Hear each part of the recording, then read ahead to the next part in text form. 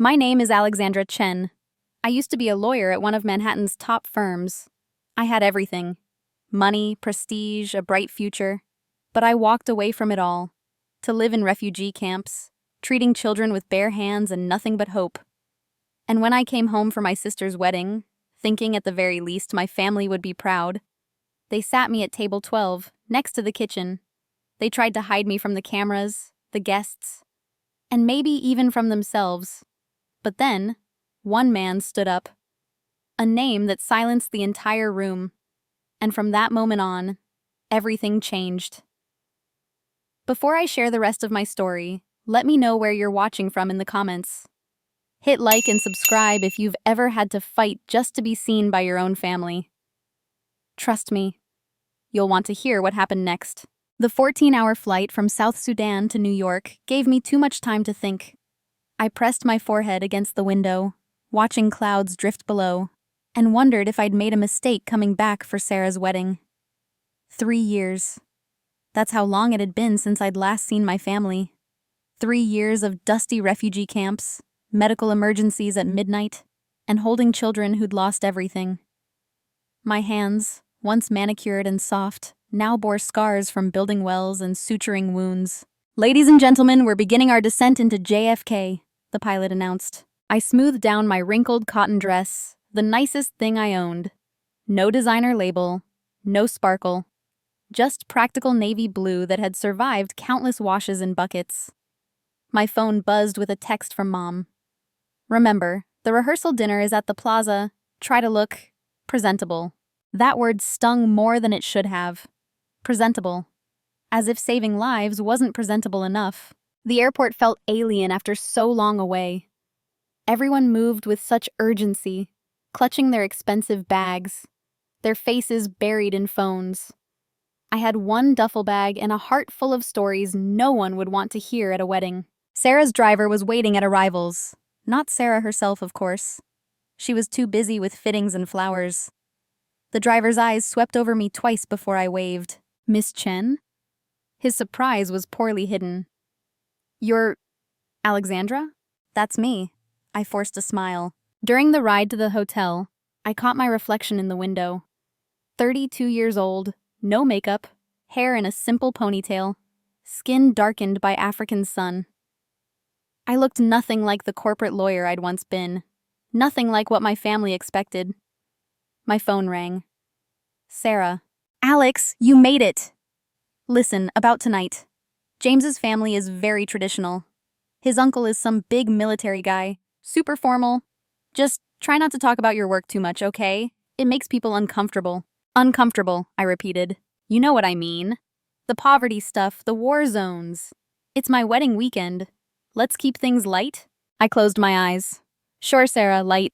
But how do you keep light when darkness has become your calling?" The plaza's golden room glittered with more wealth than my entire village in South Sudan would see in a lifetime.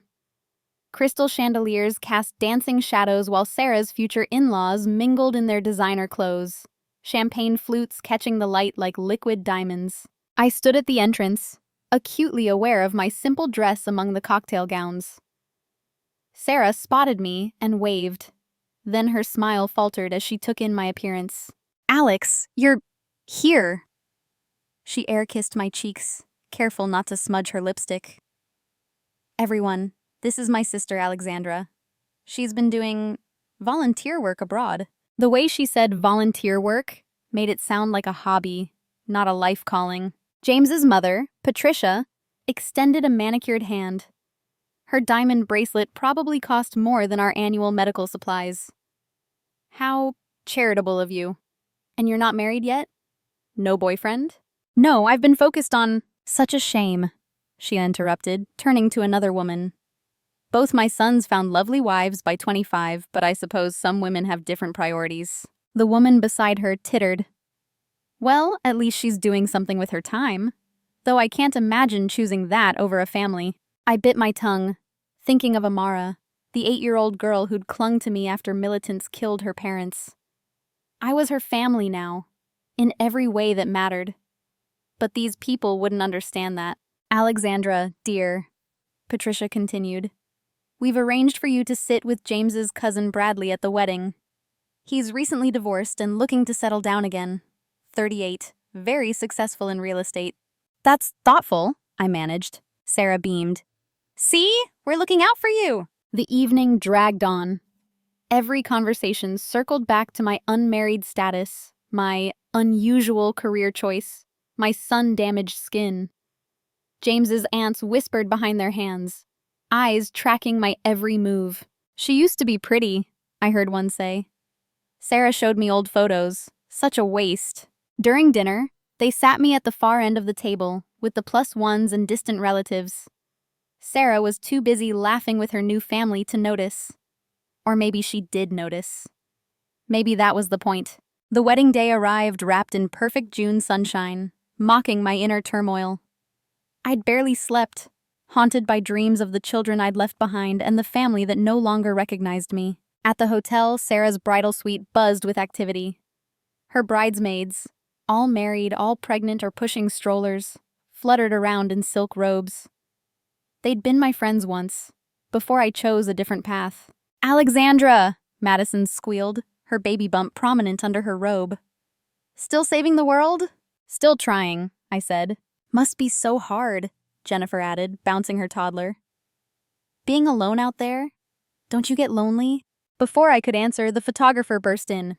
"Family photos first. Immediate family only." Sarah posed with our parents, radiant in her dress. I stood to join them. "Oh," the photographer said, looking at his list. "You're the sister? I have you down for the extended family session later." "But Sarah wants to keep the main photos small," Patricia interjected, appearing in the doorway. "You understand? These are for the formal album." Sarah avoided my eyes. "Maybe you could help check on the flowers." I spent the next hour running errands like hired help, my simple green dress making me invisible among the wedding party's finery. When I finally made it to the church, an usher tried to seat me in the back.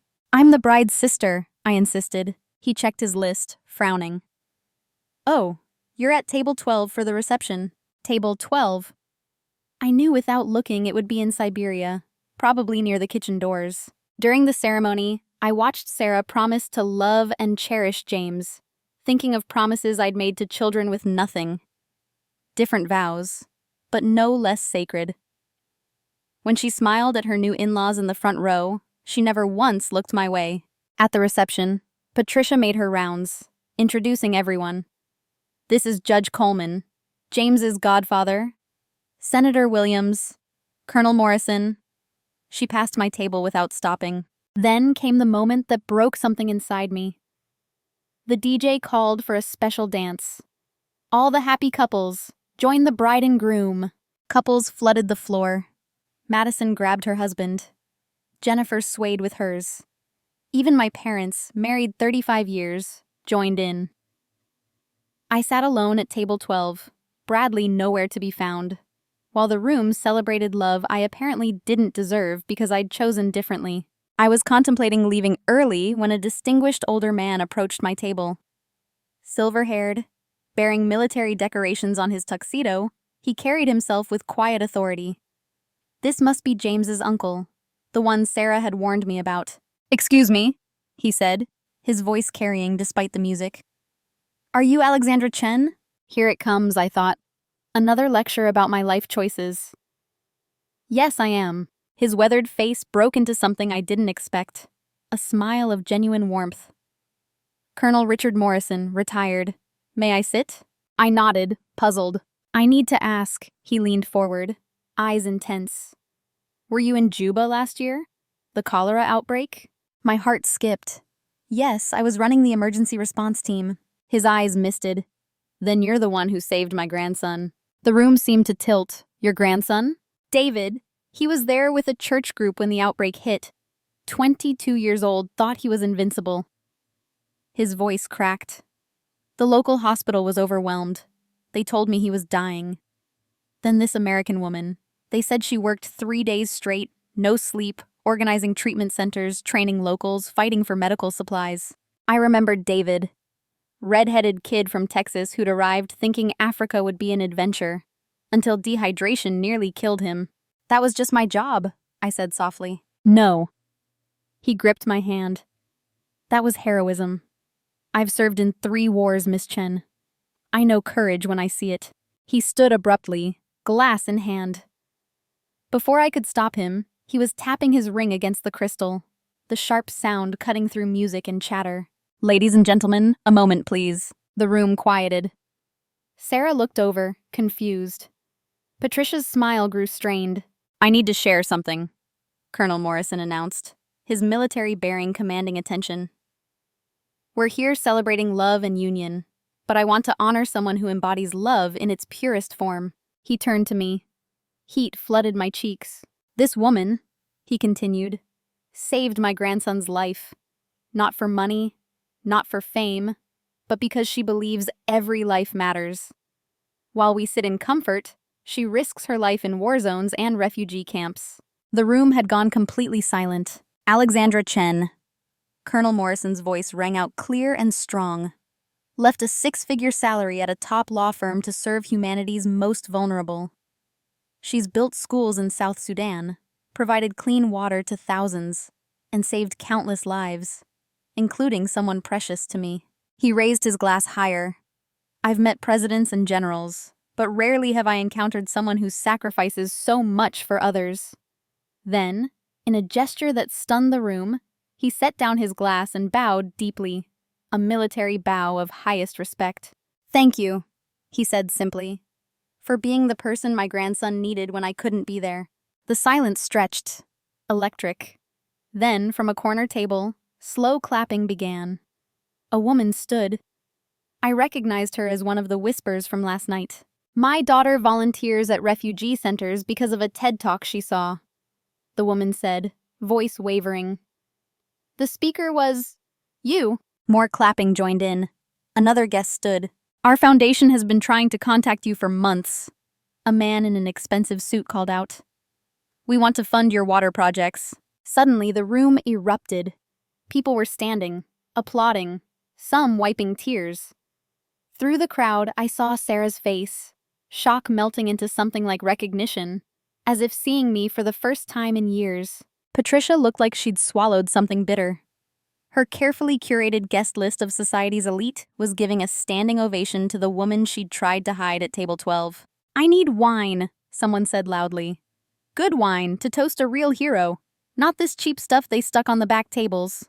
Nervous laughter rippled through the room. Even the wedding planner looked mortified. Colonel Morrison wasn't finished. If anyone here has connections to USAID or the UN, this woman deserves your support.